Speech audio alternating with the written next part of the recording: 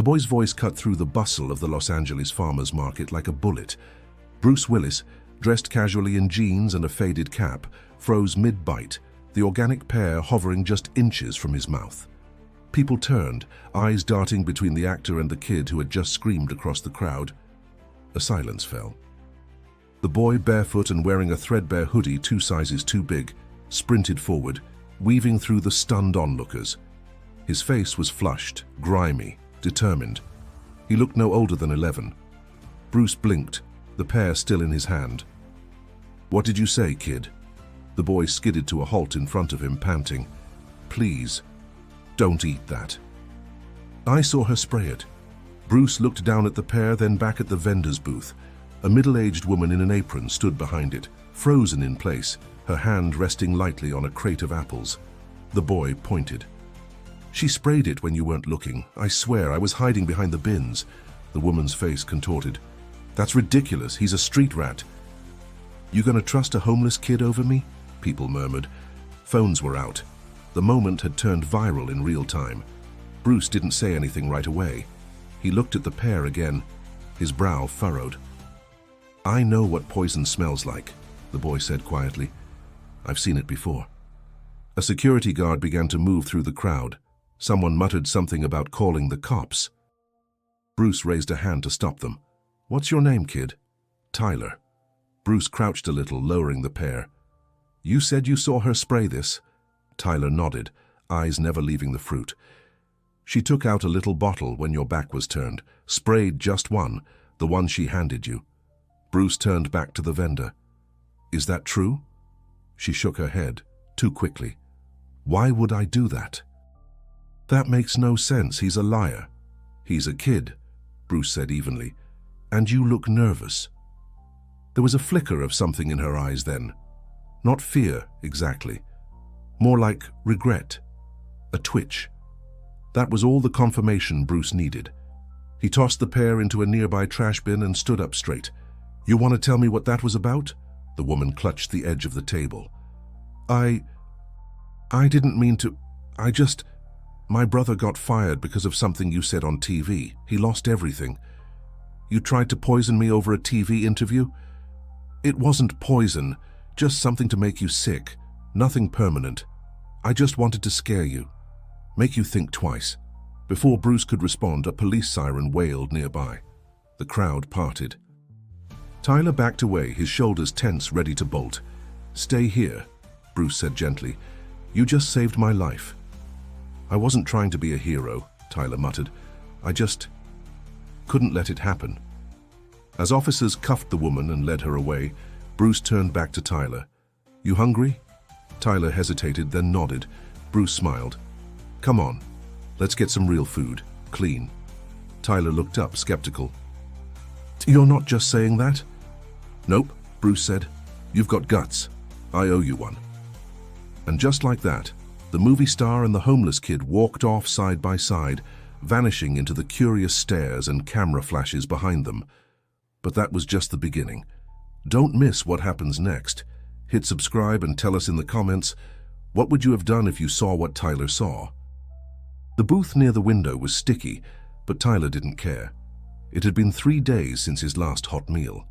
His eyes darted around the small 24-hour diner off Melrose, the kind of place where nobody asked questions, and the coffee flowed like water. Bruce slid into the seat across from him, setting down 2 menus. The waitress, a tired woman in her 40s with a lopsided bun, poured them both water without a word. "Order whatever you want," Bruce said. Tyler stared at the menu like it was written in another language. "What's chicken fried steak?" Bruce grinned. "Comfort food. Comes with mashed potatoes." "Do they got pancakes?" "All day." Tyler folded the menu. "I'll do that." "And orange juice." The waitress scribbled, nodded, and shuffled off. Bruce watched the boy, not like an actor playing a role, but like a man trying to read between the lines of someone else's script. "You got family around here?" he asked gently. Tyler didn't answer right away. He played with the condensation on his water glass. "My mom died when I was 9, he said finally. OD. I was in the system after that. Foster homes." Bruce leaned back, silent. They put me with this guy out in Riverside. He was nice at first, but he started locking the fridge. Then he hit me. When I told the social worker, no one believed me, said I was just acting out. So you ran? Yeah, Bruce nodded slowly. How long you been on your own? Tyler shrugged. Year and a half, I think. I lost count. Their food arrived. Tyler didn't wait. He tore into the pancakes like they were about to vanish, drowning them in syrup and butter. Bruce didn't stop him. You know, Bruce said, cutting into his steak, what you did back there. Most grown-ups wouldn't have stepped in. You knew she could have seen you. Tyler paused, mouth full. I don't like people getting hurt. I've seen enough of that. Bruce studied him. There was something about the way the boy spoke, not hardened exactly, but no longer soft. You go to school, Tyler snorted. Not since I ran. I read, though. Libraries don't kick you out if you're quiet. Bruce smiled. Smart. They ate in relative silence after that. When the bill came, Bruce slid a credit card across the table.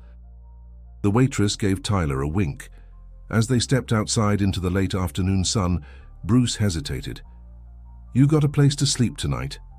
Tyler stiffened. I'll figure it out. I got a guest house. Clean bed, private bathroom. No strings, just a place to crash. Tyler looked up at him, cautious. Why? Bruce didn't flinch. Because someone should have done it for me when I was your age. Tyler squinted, unsure whether he was being tested or tricked. You're not going to put me in a home? Nope, just offering a safe bed. You don't like it, you walk. Tyler chewed on the inside of his cheek, then nodded once. Okay. They walked together to the SUV parked down the block. Bruce opened the passenger door, and Tyler climbed in slowly, glancing back once at the diner as if memorizing it just in case. Inside the car, Bruce turned on the AC. The boy leaned into it like he hadn't felt cold air in weeks. Seatbelt, Bruce reminded him. Tyler clicked it in, eyes still scanning the world outside. He wasn't used to this. Kindness with no price, safety with no catch. But maybe, just maybe, this was real. The guest house sat behind a white modern bungalow in the Hollywood Hills, half hidden by a row of tall hedges and eucalyptus trees. Tyler followed Bruce up the stone path, trying not to gawk at the manicured lawn, the sleek black car in the driveway, or the quiet hum of security cameras overhead.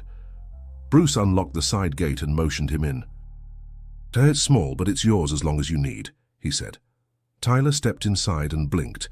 It was bigger than any place he'd ever lived in. Clean hardwood floors, a mini kitchen, a real bed with fresh sheets. There was even a little couch and a TV mounted on the wall. Damn, he muttered before catching himself. Sorry, Bruce chuckled. You can say damn. You just earned it.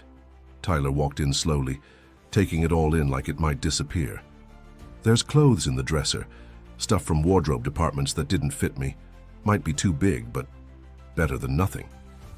Tyler opened a drawer and pulled out a soft gray hoodie still with a studio tag on it.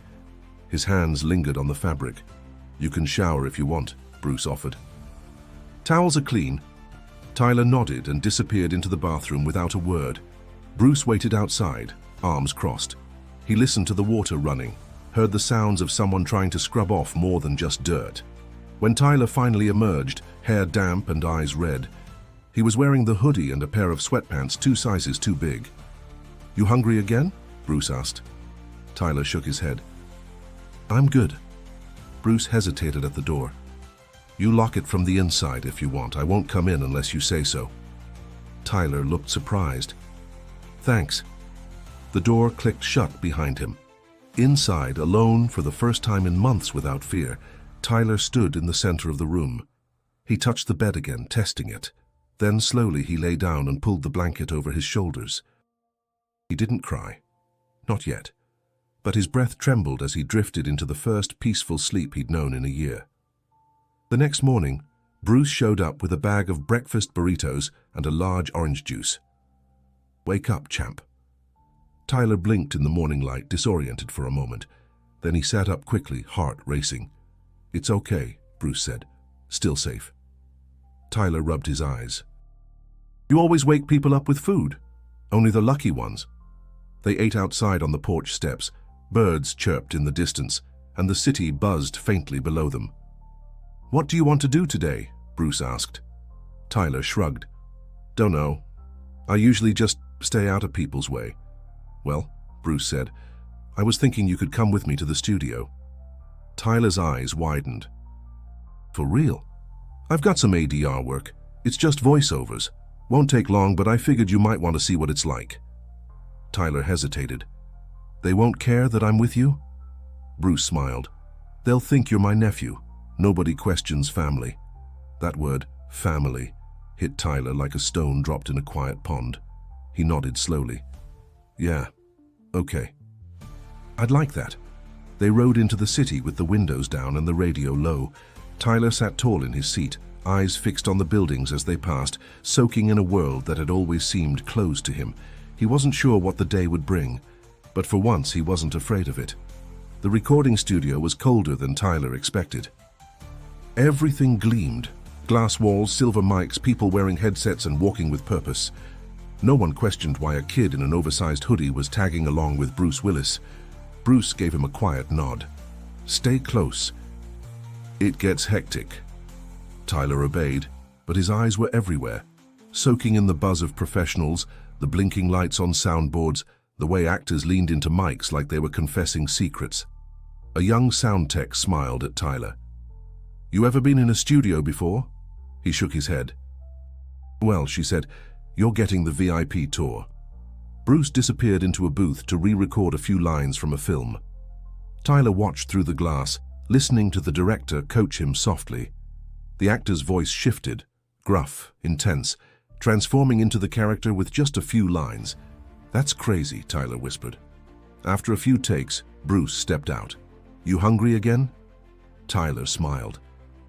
"Always." They grabbed sandwiches from craft services and sat in the back lot next to a fake storefront used for exterior scenes. Bruce peeled the wrapper off a turkey sandwich and took a bite. "I meant to ask," he said, "that day at the market, how do you even know what she sprayed? I didn't smell anything." Tyler's gaze dropped. "One of my old foster homes. The guy used to mess with food to punish us. I learned to recognize it." Bruce froze mid-chew. "Jesus." Tyler didn't say anything more. He just looked out at the hazy skyline where smog curled between buildings like smoke. "You ever want to go back into the system?" Bruce asked gently. Tyler laughed once. "Not even a little." Bruce nodded. "Then maybe it's time we figure something else out." Tyler turned to him. "What do you mean?" "I talked to a friend," Bruce said. "She runs a shelter downtown, not a group home, a real place. They do housing, school programs, therapy. She only takes a few kids at a time. I think you'd qualify." Tyler's jaw tightened. "So this is where you hand me off?" "No," Bruce said. "This is where you get to decide if you want more than just surviving." Tyler sat with that for a long minute. "I thought maybe you wanted me to stay." "I do," Bruce said, "but I can't be your legal guardian, and I can't give you what a full program can. But I'll still be around every day if you want." The words were honest, firm, no empty promises. "Do they have beds?" Tyler asked. "Yeah." "Books?" "Hundreds." Tyler looked at his half-eaten sandwich. "I'll try it, but only if you visit." Bruce smiled. "It's a deal." The shelter sat in a quiet building downtown, painted in murals and vines. Inside, it smelled like lemon cleaner and cinnamon toast. A woman named Marisol met them at the door. Her eyes were kind and she didn't ask for a backstory. Just led Tyler inside and showed him a room, small, neat, with a desk, a shelf and a window that opened. Tyler ran his fingers across the desk. "Feels weird." "That's normal," Marisol said, "but weird doesn't mean bad." Bruce stood in the doorway, watching as the boy placed the borrowed hoodie on the bed like it belonged there. "You need anything," Bruce said. "You call me." Tyler nodded, eyes sharp with something new. Maybe hope. As Bruce turned to leave, Tyler called out softly, "Hey." Bruce looked back. "Thanks for not eating that pear." Bruce laughed. "Thanks for stopping me." And for the first time, Tyler smiled without fear behind it. 2 weeks later, Bruce returned to the shelter. He parked just outside the mural-covered building, carrying a small box under one arm. Inside, laughter echoed from the common room. A group of teens sat at a table, playing cards and snacking on microwave popcorn. But Tyler wasn't with them. Marisol spotted Bruce and smiled. "He's in the library. All he does lately is read." Bruce nodded and made his way down the hall. The library was small, with beanbags and shelves full of battered books. Tyler was curled up by the window, nose buried in To Kill a Mockingbird. He looked different, cleaner, calmer, not softer, but steadier. "You always pick the classics?" Bruce asked. Tyler looked up, surprised. Then he smirked. "They had a list. I'm going down it." Bruce sat beside him and set the box down. "Brought you something." Tyler hesitated before opening it. Inside was a brand new backpack, a pair of headphones, and a spiral notebook wrapped in plastic. "What's this for?" "Starting school next week, right? Figured you could use the gear." Tyler touched the backpack strap with care. "This is real?" Bruce nodded. "Every bit of it." Tyler looked out the window.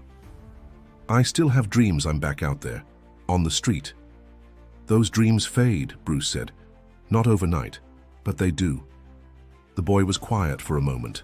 Then he asked, "Why me?" Bruce raised an eyebrow. "What do you mean?"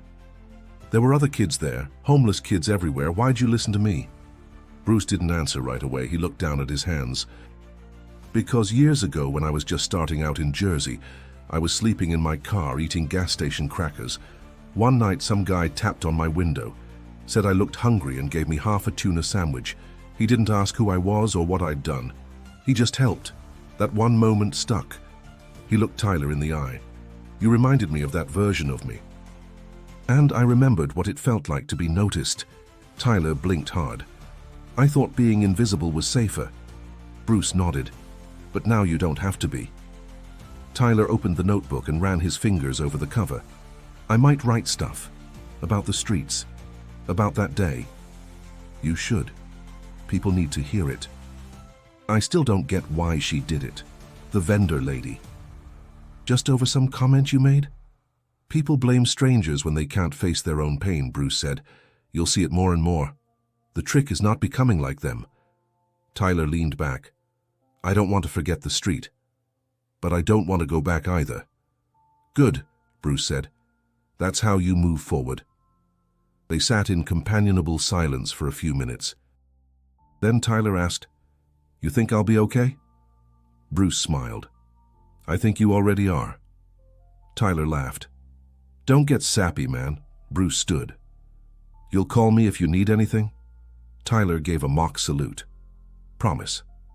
As Bruce walked out, he passed by a bulletin board filled with flyers and drawings. One caught his eye, a pencil sketch of a man holding a pear, eyes wide, as a boy screamed from the background. Tyler's signature was in the corner. Bruce smiled. The kid had turned the worst day of his life into a piece of art. If you've followed Tyler's story this far, thank you. And if it moved you even just a little, hit that subscribe button and leave a comment. What would you have done in his shoes? And don't stop here. Click the video on your screen right now to discover another true story that might just change the way you see the world.